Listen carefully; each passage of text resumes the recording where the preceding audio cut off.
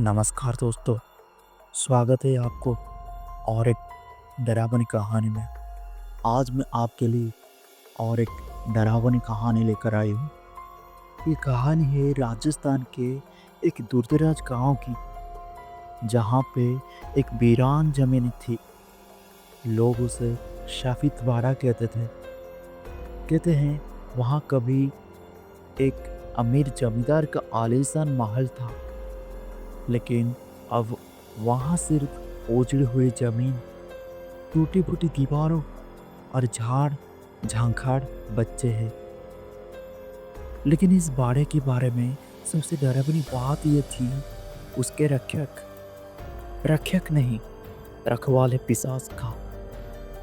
गांव के बुजुर्ग कहते थे उस बाड़े में जो भी गया वो कभी लौट कर नहीं आया। वहाँ कुछ है जो हमेशा देख रहा है, सुन रहा है और भूखा है। 2028 में शहर से 3 दोस्त मोहन, विवेक और स्नेहा गांव रिसर्च के लिए आए। उन्हें लोक कथाओं और भूत प्रेत की कहानियों में दिलचस्पी थी। जब उन्होंने पाड़े की कहानियां सुनी तो तय किया कि वहीं जाकर रहेंगे और सबूत जुटाएंगे।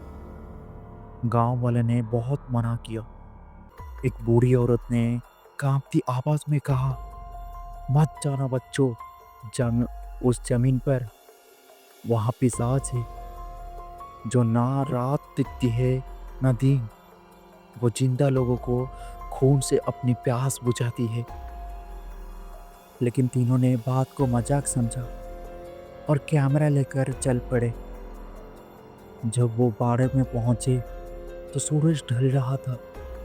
जमीन पर पैर रखते ही एक अजीब सी सरसराहट हुई, जैसे जमीन ने खुद उनके कदमों का स्वागत किया है। रात होते ही अजीब घटनाएं शुरू हो गई। स्नेहा ने देखा एक आदमी दीवारों के पीछे खड़ा था। उसका चेहरा धुंधला था, पर उसकी आंखें आग जैसी चमक रही थी।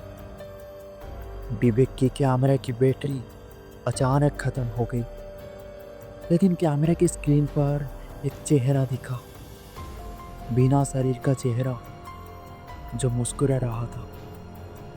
मोहन ने तो हद ही कर दी। उसने पुराने कुएं में से आवाज सुनी और जैसे ही झांका, किसी ने विवेक की गला पकड़ लिया। वो किसी तरह खुद को छुड़ाकर भागा। फिर तीनों ने भागकर महल के एक टूटे कमरे में शरण ली, लेकिन वहां की दीवारों पर खून से लिखा था, ये जमीन पिशाच की है, जो एक बार आया वो यही रहेगा। रात भर उन्हें किसी के चलने की आवाज आती है, भारी कदम, चिल्लाती सांसें और कभी कभी किसी के हंसने की गूंज।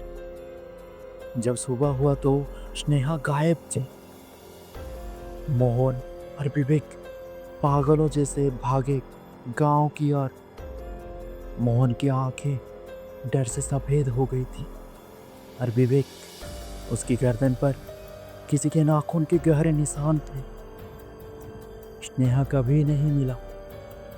गांव वाले कहते हैं स्नेहा अब उन्हीं पिशाचों में एक बन चुकी है और हर नई आत्मा को बाड़ों में बुलाने का काम करती रहे। आज भी अगर आप उस बाड़े के पास से गुजरे और कोई लड़की आपको आवाज दे, रुको जरा मेरी मदद करो, तो कभी पलट कर मत देखना, क्योंकि शायद वो स्नेहा हो या फिर वो जो